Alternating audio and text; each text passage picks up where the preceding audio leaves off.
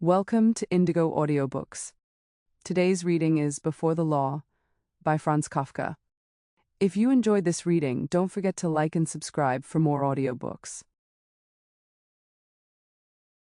Before the law sits a gatekeeper. To this gatekeeper comes a man from the country who asks to gain entry into the law. But the gatekeeper says that he cannot grant him entry at the moment. The man thinks about it and then asks if he will be allowed to come in later on. It is possible, says the gatekeeper, but not now. At the moment, the gate to the law stands open, as always, and the gatekeeper walks to the side, so the man bends over in order to see through the gate into the inside. When the gatekeeper notices that, he laughs and says, "If it tempts you so much, try it in spite of my prohibition.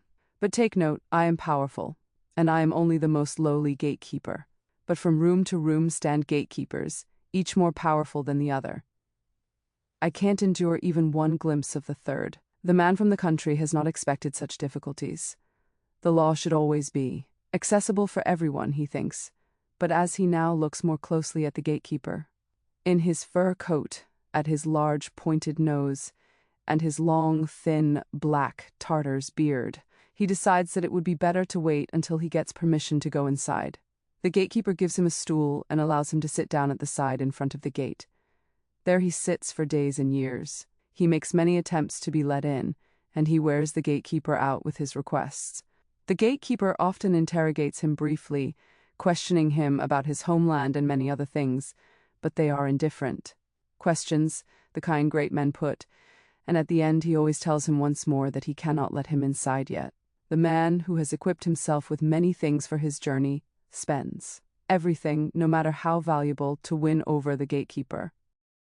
The latter takes it all, but as he does so says, "I am taking this, only so that you do not think you have failed to do anything." During the many years the man observes the gatekeeper almost continuously. He forgets the other gatekeepers, and this one seems to him the only obstacle for entry into the law.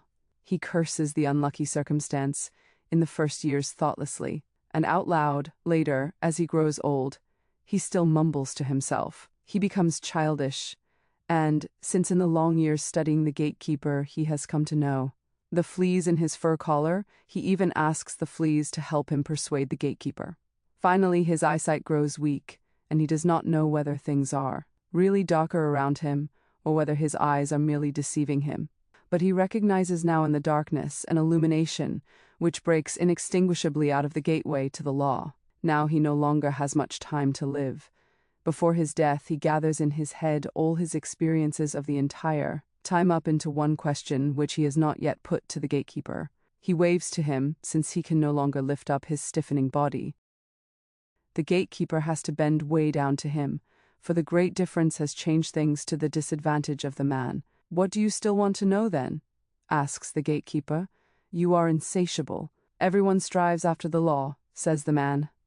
"So how is that in these many years no one except me has requested entry?" The gatekeeper sees that the man is already dying, and, in order to reach his diminishing sense of hearing, he shouts at him, "Here no one else can gain entry, since this entrance was assigned only to you. I am going now to close it." That concludes today's reading. Thank you for listening to Indigo Audiobooks. If you enjoyed this, don't forget to like and subscribe for more audiobooks.